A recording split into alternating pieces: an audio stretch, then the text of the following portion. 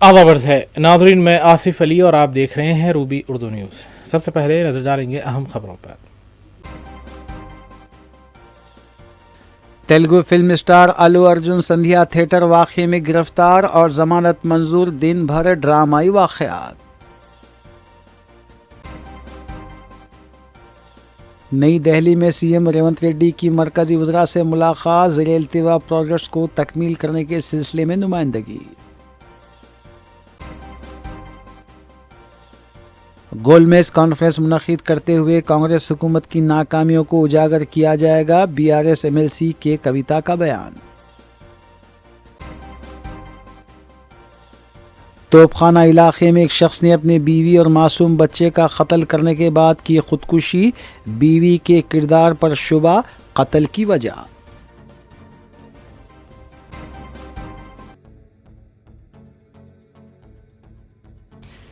देखते हैं खबरों की तफसील। तेलुगु फिल्म स्टार अल्लू अर्जुन के साथ जुमा को कई ड्रामाई वाक़यात पेश आए, जिसके तहत सुबह उन्हें गिरफ्तार भी किया गया और शाम होते होते जमानत हासिल हो गई। इस सिलसिले में देखेंगे रूबी न्यूज़ की ये रिपोर्ट। जुमे के दिन तेलुगु फिल्म स्टार अल्लू अर्जुन के साथ ड्रामाई अंदाज में वाक़यात पेश आए। सुबह अल्लू अर्जुन को चिकड़पल्ली पुलिस ने संध्या थिएटर में हुई भगदड़ केस के सिलसिले में हिरासत में ले लिया। उससे कबल चिकड़पल्ली पुलिस ने अल्लू अर्जुन के खिलाफ बीएनएस की दफ़ात 105 और 118 के तहत मुकदमा दर्ज किया था। अल्लू अर्जुन को गिरफ्तारी के बाद गांधी हॉस्पिटल ले जाया गया, जहां उनका बीपी, शुगर और कोविड का टेस्ट किया गया। सुप्रीडेंट सुनील के मुताबिक अदाकार के तमाम टेस्ट नॉर्मल रहे। इसके अलावा ईसीजी भी किया गया। सिक्योरिटी वजूहात की बिना पर सुप्रीडेंट दफ्तर में तिबी मुआयना किए गए। उसके बाद पुलिस ने उन्हें क्रिमिनल कोर्ट में पेश किया। गांधी हॉस्पिटल के पास अल्लू अर्जुन के मद्दाहों की कसीर तादाद जमा हो गई थी, जो उनकी एक झलक देखने के लिए उमड़ पड़ी थी। अल्लू अर्जुन को गिरफ्तार करके चिकड़पल्ली पुलिस स्टेशन मुंतकिल कर दिया गया था और वहां से अदालत में पेश किया गया था, जहां उनको 14 दिन की अदालती तहवील में दे दिया गया था। अल्लू अर्जुन की जानिब से मुकदमे को खारिज करने की दरख्वास्त पर समाअत हुई थी, इसलिए अदालत ने उनकी अबूरी दरख्वास्त ज़मानत मंजूर करने की हिदायत दी।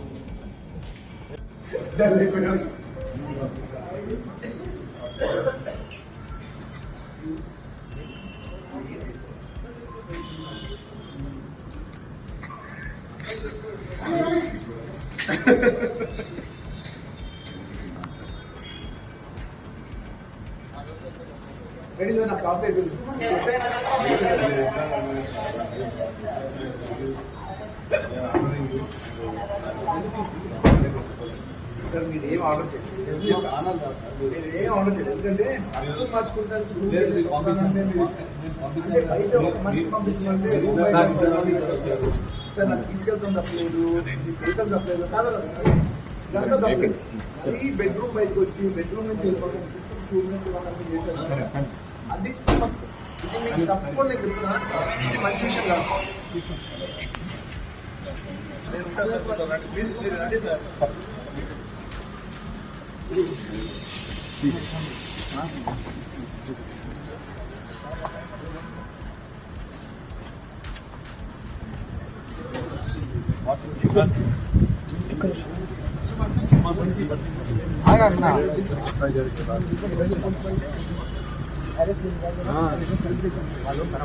బాగుంటది అందుకనే అన్న మీరు మళ్ళీ ఎందుకు రాసుకుంటారు. ఇంకా ఏ క్రెడిట్ వచ్చినా రాని నా చేతిలో ఉండాలి.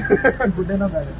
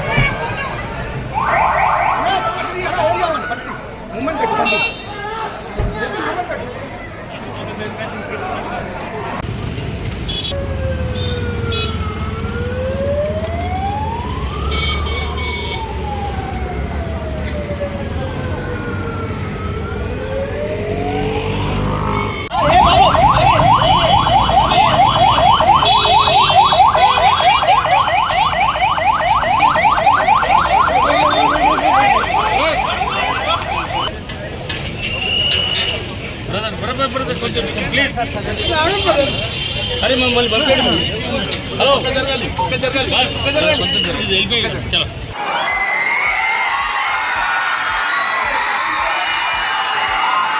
అల్లు అర్జున్ గారు మన కామెంట్ చేస్తారా hello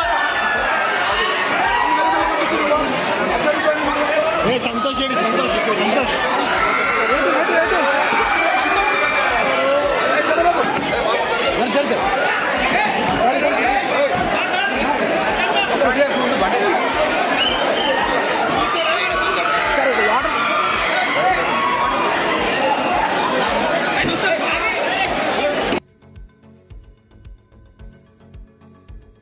chief minister Telangana Revanth Reddy ने जुमा को नई दिल्ली में अपना मसरूफ़ तरीन दिन गुजारा। इस दौरान उन्होंने कई मरकज़ी वज़रा से मुलाकात करते हुए रियासत में जारी कामों की तकमील पर जोर दिया। नाज़रीन, इस खबर के साथ दीगर सियासी खबरों पर नज़र डालेंगे मोहम्मद अख्तर के साथ। वज़ीर आला रेवंत रेड्डी ने अपने नई दिल्ली के दौरे के दूसरे रोज़ काफ़ी मसरूफ़ तरीन गुजारते हुए उन्होंने मरकज़ी वज़रा निर्मला सीतारामन और अश्विन से मुलाकात की। उन्होंने मरकज़ी वज़ीर निर्मला सीतारामन से रियासत के GST के बकायाजात की अदायगी करने के अलावा रियासत के ज़ेर-ए-इल्तिवा प्रोजेक्ट्स को पाए तकमील करने के लिए फ़ंड्स जारी करने के सिलसिले में नुमाइंदगी की। दूसरी जानिब मरकज़ी वज़ीर रेलवे अश्विन से मुलाकात करते हुए रेलवे पर प्रोजेक्ट ख़ासकर वरंगल में क़ायम की जाने वाली वैगन फैक्ट्री पर तबादले ख्याल किया। वज़ीर आला ने जुमेरात के रोज़ मरकज़ी वज़रा से भी मुलाकात की।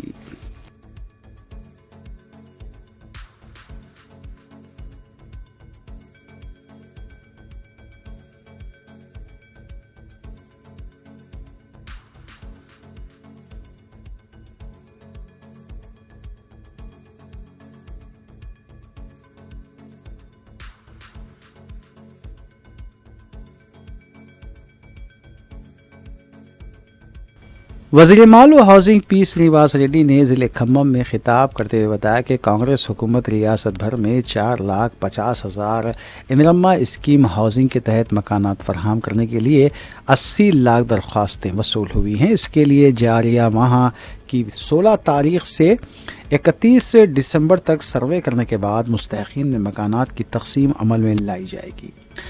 उन्होंने बताया कि कांग्रेस हुकूमत वज़ीर आला रेवंत रेड्डी की क़यादत में इंदिरम्मा मकानात आलीशान और मियारी तामीर करने के अलावा बग़ैर किसी दरमियानी आदमी के मकानात फराहम करेगी।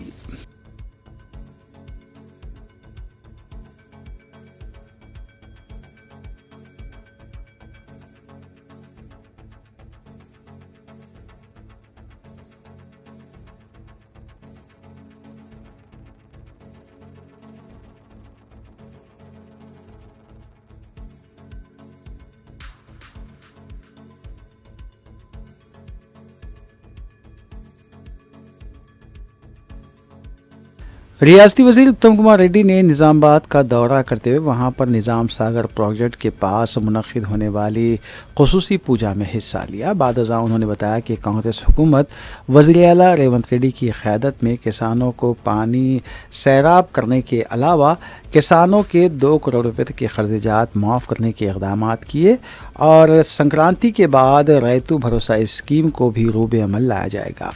इस मौके पर अराकीन असम्बली सुदर्शन रेड्डी, पी श्रीनिवास रेड्डी के अलावा दीगर भी मौजूद थे।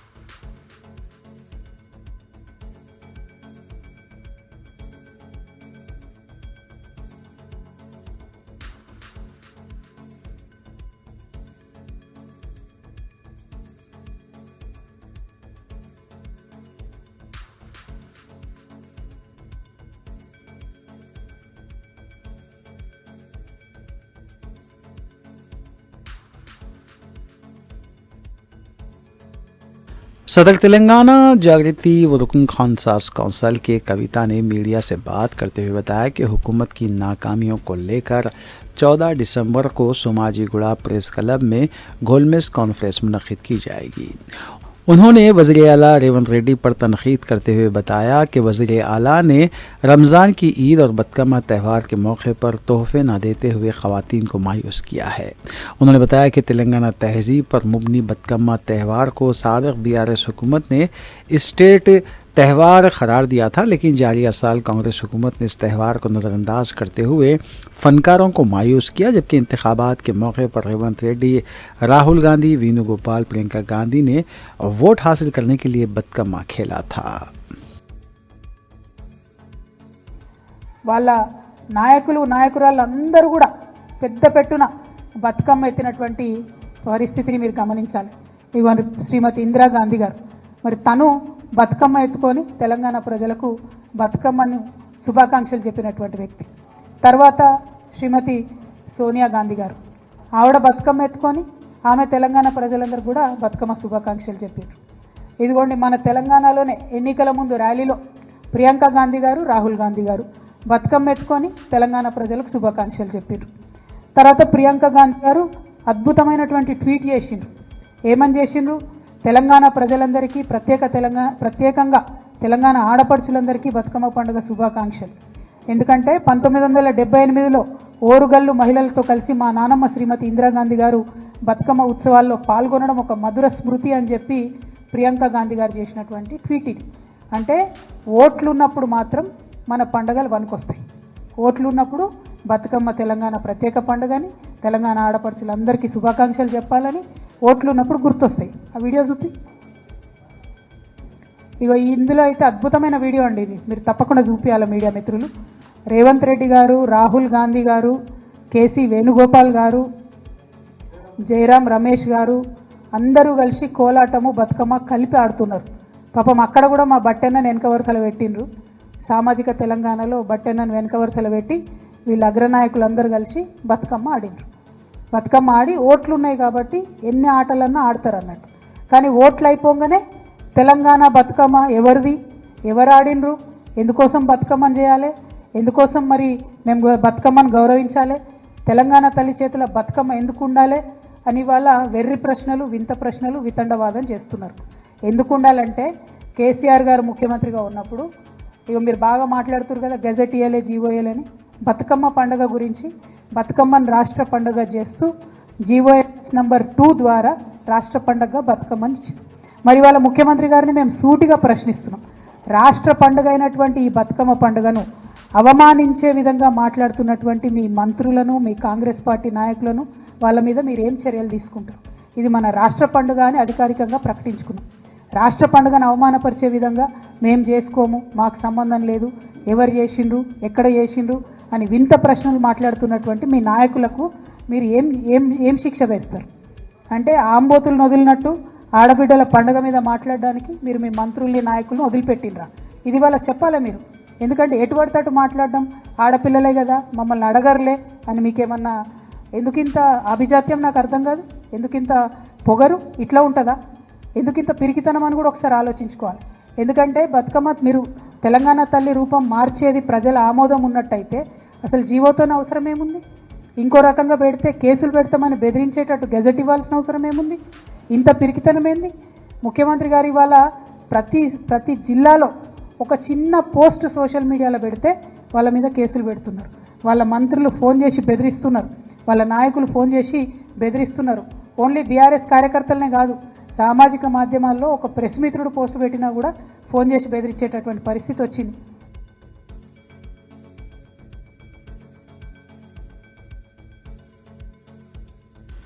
तेलंगाना प्रदेश कांग्रेस कमेटी तर्जुमान सैयद निज़ामुद्दीन ने मीडिया से बात करते हुए बीआरएस वर्किंग प्रेसिडेंट केटी रामाराव की जानिब से किसान को हथकड़ी डालकर ले जाने वाले वाक़े पर सियासी फ़ायदा उठाने की कोशिश की सख्त मजम्मत की। उन्होंने बताया कि वज़ीर आला रेवंत रेड्डी ने पुलिस के इस इक़दाम पर फौरी कार्रवाई करते हुए संगारेड्डी के सुप्रीटेंडेंट को मुअत्तल कर दिया और तहक़ीक़ात की हिदायत दी।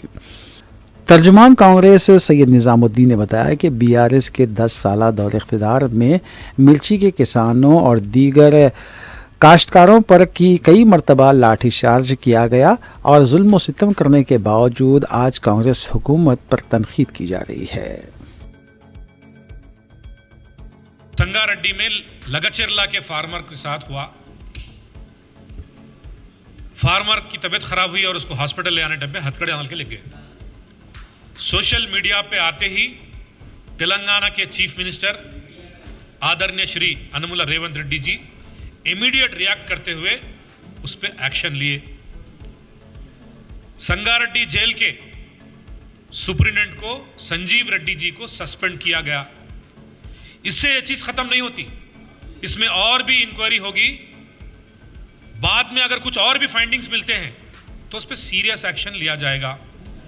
इसके अलावा जो केटीआर जी ने जिस तरह के ब्लेम गेम्स खेलना चाह रहे हैं, कांग्रेस पार्टी, रेवंत रेड्डी गवर्नमेंट उसको बर्दाश्त करने के लिए तैयार नहीं है।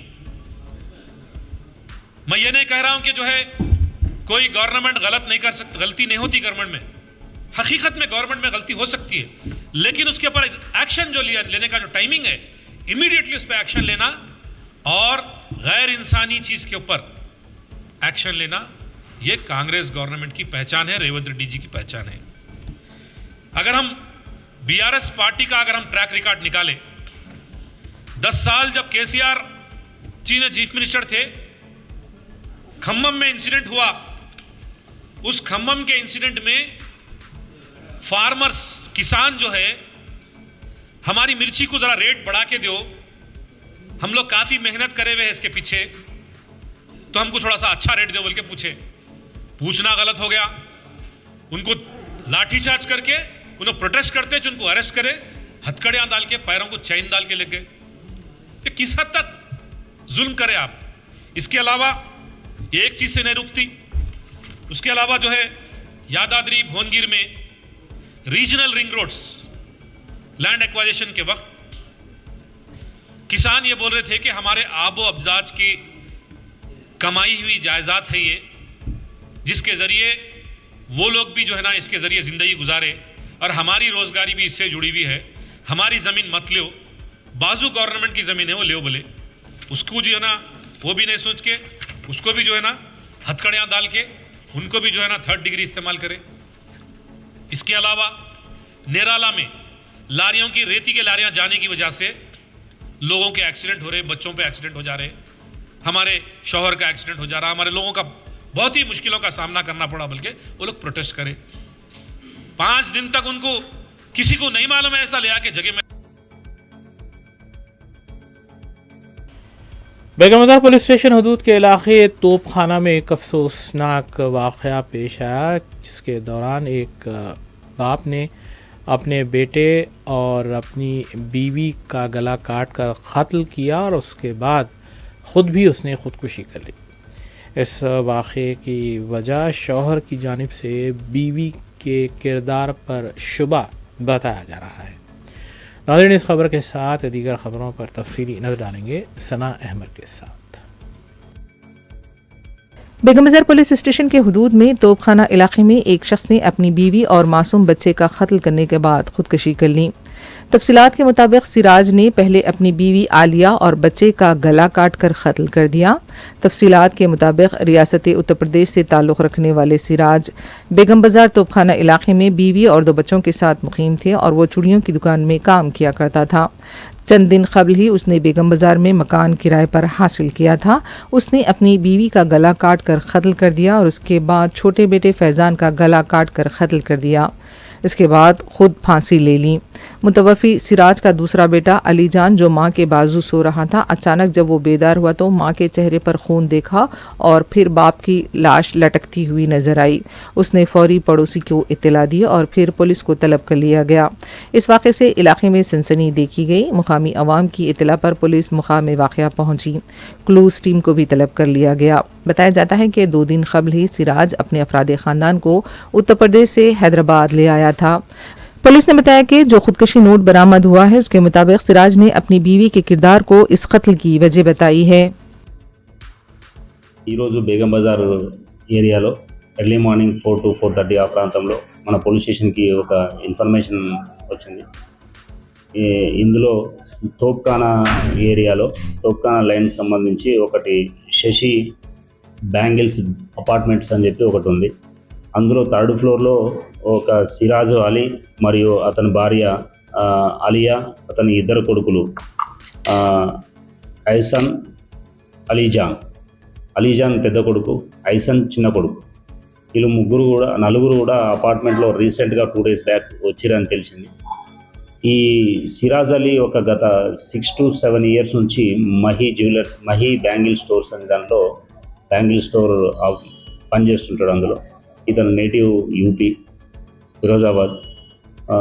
గత 6-7 సంవత్సరాల నుంచి కూడా ఇతను ఒంటరిగా ఉండేది. ఒక 2 days బ్యాక్ దీపావళి పండుగ అప్పుడు ఇతను ఊరికి వెళ్ళి ఫ్యామిలీ తీసుకొని ఒక 2 days బ్యాక్ హైదరాబాద్ బేగం బజార్ ఏరియాకి వచ్చి ఆ అపార్ట్మెంట్ ఓనర్ ఎవరైతే ఈయన బ్యాంగిల్ స్టోర్స్ ఎక్కడైతే పనిచేస్తాడో ఆయన ఓనర్ అపార్ట్మెంట్లోనే 3rd ఫ్లోర్లో టెంపరవరీగా ఒక 2-3 days నేను రూమ్ చూసుకున్నంత వరకు ఉంటా అని చెప్పి అక్కడే ఉన్నాడు. మండే రోజు వచ్చిన వాళ్ళు నైటు 2 భార్యాభర్తలకి ఏదో గొడవ జరిగి వాళ్ళు బాగా అరుచుకొని 2 గొడవ పడిన తర్వాత ఆ భార్యని కత్తితో భర్త చంపేసి, చిన్న పిల్లగాడు ఎవరైతే ఉన్నారో హైసన్ అని ఆ అబ్బాయిని కూడా చంపేసిండు. తర్వాత ఈయన సూసైడ్ చేసుకున్నట్టు అగుపిస్తుంది.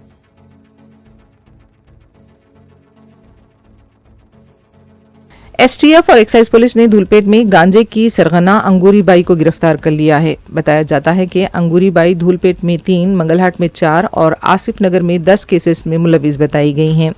ड्रग के खिलाफ जारी पुलिस के क्रैकडाउन के सिलसिले में अंगूरी बाई की गिरफ्तारी अमल में आई है।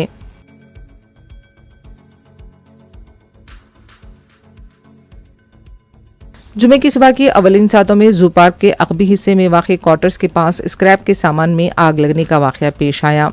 ट्रांसफार्मर भी आग की जद में आ गया। मुकामी अवाम की इतला पर पुलिस और फायर ब्रिगेड का अमला मुकाम में वाक़या पहुंचा और आग पर काबू पाया गया। एसीपी चारण मीनार ने शुबा जाहिर किया है कि शरारतन भी ये हरकत की गई होगी। मुकामे वाक़े पर फ्रूट की बंडियां भी आग लगने से खाकिस्तर हो गईं। पुराना सामान भी आग की जद में आ गया। फायर ब्रिगेड और पुलिस की तरफ से इस सिलसिले में तहक़ीक़ात की जा रही हैं।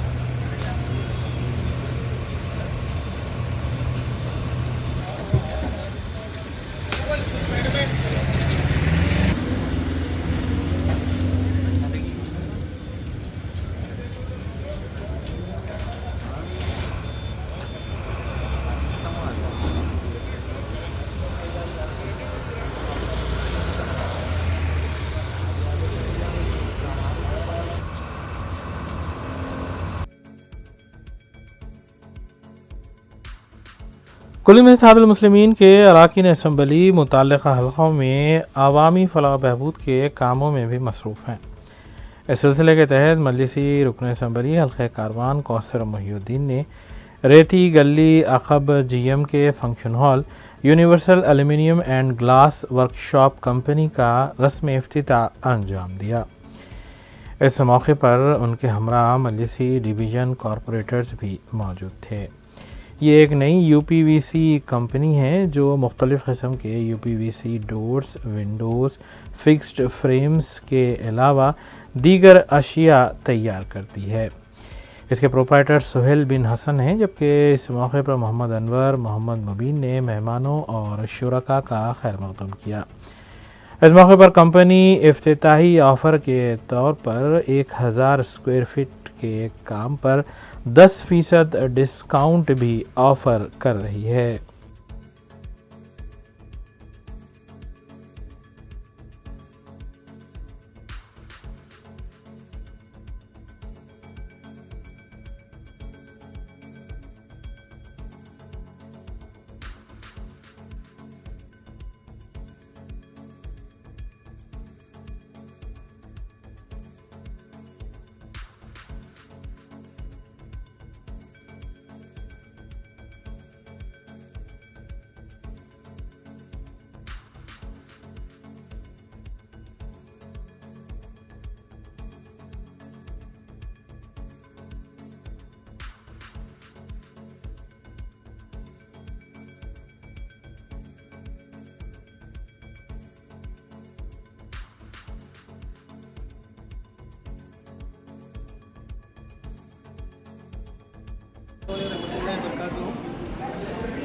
मैं सुहेल बिन हसन गोलकुंडा रेती गली में अपना यूनिवर्सल के नाम से UPVC वर्क चालू हुआ है, जिसका इनाग्रेशन हमारे MLA साहब कौसर मोहिउद्दीन साहब के हाथों इफ्तिताह हुआ है।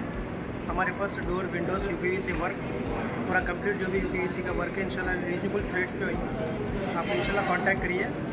और एक भी ब्रांच अपना यूनिवर्सल एल्युमिनियम के नाम से 21 ईयर्स से है हुआ। अभी रिसेंटली अपन UPVC वर्क स्टार्ट करें। पर स्लाइडिंग विंडोज़ है, ओपनेबल डोर्स है और 3 ट्रैक विंडोज़ है, जंबो विंडोज़ है और वेंटिलेटर्स है। आपको UPVC ऑल वर्क है इसके लिए इंशाल्लाह फ़ायदा उठाइए। कम से कम रीजनेबल प्राइस है मार्केट के हिसाब से। 1 कम रेट्स दे रहे हैं आपको। ओपनिंग ऑफर चल रहा है हमारे पास 300 रुपीज़ और 460 रुपीज़ जंबो सीरीज़ दे रहे हैं आपको। 80 सीरीज़, 88 सीरीज़ एंड 112 सीरीज़ में काम कर रहे हैं अपन स्टार्टिंग 5mm ग्लास, टफन ग्लास के साथ दे रहे हैं।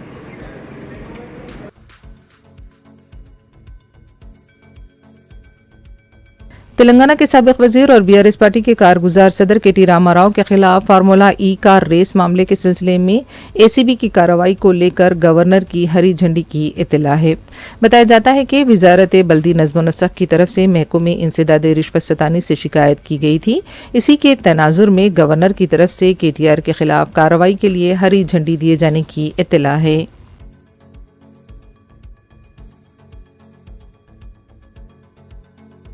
नलगुंडा जिले कांटापल्ली मंडल के मूसी गुरुकुल स्कूल में तालिबे इल्म सांप के काटने से जख्मी हो गया। तफसीलात के मुताबिक नीलम साई नामी तालिबे इल्म को सांप ने काट लिया। उसे फौरी नलगुंडा के सरकारी हॉस्पिटल मुंतकिल किया गया। सरपरस्तों ने इस मामले पर तशवीश का इजहार किया है।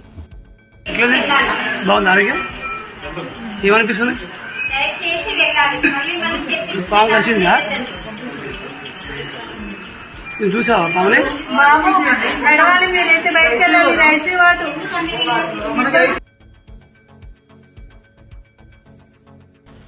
बज़्म इत्तेहाद के नायब सदर और तर्जुमान मोहम्मद यूसुफुद्दीन अमजद इन दिनों रोबा सेहत हो रहे हैं। जिद्दा में रूबी न्यूज़ से मुलाकात के दौरान उन्होंने उन तमाम अहबाब और दोस्तों का शुक्रिया अदा किया है जिन्होंने उनकी आजिलाना सेहत याबी के लिए दुआ की है। बात रहे कि मोहम्मद यूसुफुद्दीन अमजद मजहबी मकामात बिलखुसूस हुजूर सल्लल्लाहु अलैहि वसल्लम से ताल्लुक़ रखने वाले मकामात पर जाकर उन मकामात के बारे में तफसीलात बताते हुए वीडियो बनाने के लिए यूट्यूब पर मारूफ़ हैं। अलावाज़ी वो बज़्म इत्तेहाद से कई साल से जुड़े हैं और बज़्म इत्तेहाद की तमाम एक्टिविटीज़ में बढ़ चढ़ कर हिस्सा लेते हैं। बज़्म इत्तेहाद जिद्दा की शाख तश्कील नो अमल में लाई गई। वाज़ेह है कि बज़्म इत्तेहाद हर 2 या 3 साल में वर्किंग कमेटी तहलील करके नई कमेटी नए अराकीन को लेकर तश्कील देती है। तर्जुमान मोहम्मद यूसुफुद्दीन अमजद के मुताबिक सदर बज़्म मोहतरम अहमदुद्दीन ओवैसी ने इस बार की तश्कील शुदा कमेटी के लिए हज़्ब ज़ैल अराकीन को 2025-26 के लिए मुंतखब करके नई कमेटी तश्कील दी है। उनमें अब्दुल क़य्यूम इलाक़ाई सदर जिद्दा, डॉक्टर अहमद अब्दुल वासे इलाक़ाई नायब सदर, फ़ारूक अहमद इलाक़ाई नायब सदर finance, Mohammed Abdul Rafe general secretary, engineer Mohammed Naseeruddin IT secretary, Mohi Pasha Khadri treasurer, Arshad Moiz joint secretary, Afsar Hussain media secretary, Mohammed Arifuddin organising secretary, Ashfaq Muhiyuddin मुशीर, Mohammed Imaduddin editor, Syed Afzal culture secretary, Mohammed Asimuddin Ansari culture secretary, Mohammed Asimuddin Ansari Razi event secretary, Mirza Aamir Ali Baig sports secretary, Abdullah Al Amoudi senior executive member, Ashfaq Hussain Naseer executive member, Gulrez Aiman IT coordinator, जबकि group के नायब सदर व तर्जुमान मोहम्मद यूसुफुद्दीन अमजद भी बरकरार हैं।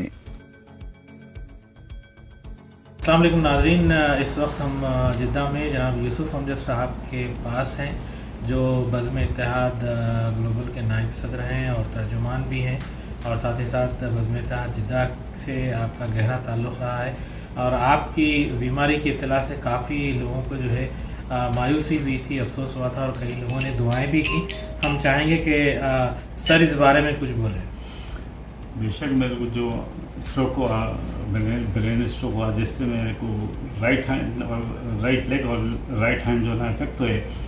हैदराबाद में केयर हॉस्पिटल में जो है ना उसका इलाज हुआ, लेकिन अभी भी जो है ना मैं थोड़ा बहुत चलने के काबिल तो हूँ, लेकिन हाथ अभी भी काम नहीं कर रहा। लेकिन ये स्ट्रोक होने के सबब जो है ना मेरी जो पढ़ने लिखने की जो मेरी शुरू से आदत हुई उसमें इजाफा हो गया और मेरे को कई चीज़ें नए मालूम हुए मुताले के दौरान।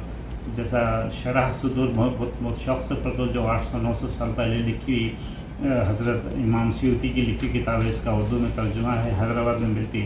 तो मेरे को जो ना अपना इल्म बढ़ाने के लिए जो ना काफ़ी अच्छा मौका मिल गया। घर में रहने से जो ना इसका टाइम सही यूटिलाइज किया। मैं आप लोगों से भी गुजारिश करता हूँ आपके चैनल के ज़रिए कि जो ना घर में खाली वक्त हो, खाली ऐसे ही मोबाइल पे अपना टाइम मत ख़राब करिए, अच्छी दीनी किताबों का मुताला करिए। कब किस वक्त क्या भला आती बोल नहीं सकते, या अल्लाह की आजमाइश है या कि ये की सज़ा है, आप कह नहीं सकते। लेकिन जो लोग दुआएं करे हैं उनके बारे में आप क्या? दुआएं मेरे लिए तो हैदराबाद के बेशुमार लोग, मेरे दोस्त अहबाब भी करे, यहाँ जिद्दे में भी करे, मैं समझता हूँ दूसरे ममालिक में भी काफ़ी दुआएं हुई। इन सब का मैं तहे दिल से बेहद शुक्रिया अदा करता हूँ और अल्लाह से उम्मीद करता हूँ कि जिन लोगों ने मेरे लिए दुआ की और जिन लोगों ने मेरे लिए दुआ नहीं की, उन लोगों को अल्लाह सुब्हानहू व तआला कम से कम ऐसी इस किस्म की बीमारियों से महफूज रखे। तो ये आदमी सब होता, लेकिन रहता करता खाता पीता सही, लेकिन फिर भी मोहताज होकर रहता। यहाँ तक कि खुजाना भी चाह तो नहीं खुजा सकता हो। ये हाथ पे खुजा तो फिर भी खुजा ले सकते, ये हाथ है, अगर ये हाथ पे खुजा तो किससे खुजाते, किसी न किसी को जहमत देना पड़ता, यानी आदमी जो है ना मजबूर होकर रह जाता। मेरी गुजारिश है कि अल्लाह की जो ना कलाम को और जो ना नमाज़ों की एहतियात कर लेना इसके बावजूद भी, लेकिन बीमारी का बहाना बना के फ़राइज़ से सबकदोश ना। साबिक़ सदर कुल हिंद मिर्शादुल मुस्लिमीन सालार मिल्लत अलहाज सुल्तान सलाहुद्दीन ओवैसी साहब की जानिब से जिद्दा में क़ायम करदा बज़्म इत्तेहाद हर 2 या 3 साल में अपनी नई कमेटी तश्कील देता है। जारिया साल और अगले साल के लिए नई कमेटी का ऐलान किया गया है। तर्जुमान मोहम्मद यूसुफुद्दीन अमजद के मुताबिक नए अराकीन की शमूलियत को यकीनी बनाया गया है और तमाम अहम ओहदे सरगर्म अराकीन को तफवीज़ किए गए हैं।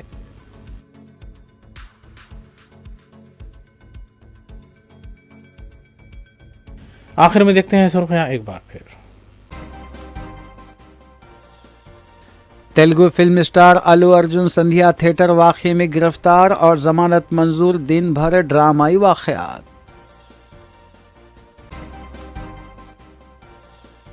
अल्लू अर्जुन केस में कानून अपना काम करेगा, सीएम रेवंत रेड्डी का बयान। नई दिल्ली में सीएम रेवंत रेड्डी की मरकजी वज़रा से मुलाकात, ज़ेर-ए-इल्तिवा प्रोजेक्ट्स को तकमील करने के सिलसिले में नुमाइंदगी। गोलमेज कॉन्फ्रेंस मुनक़िद करते हुए कांग्रेस हुकूमत की नाकामियों को उजागर किया जाएगा, बीआरएस एमएलसी के कविता का बयान। तोपखाना इलाके में एक शख्स ने अपनी बीवी और मासूम बच्चे का कत्ल करने के बाद की खुदकुशी, बीवी के किरदार पर शुबा, कत्ल की वजह।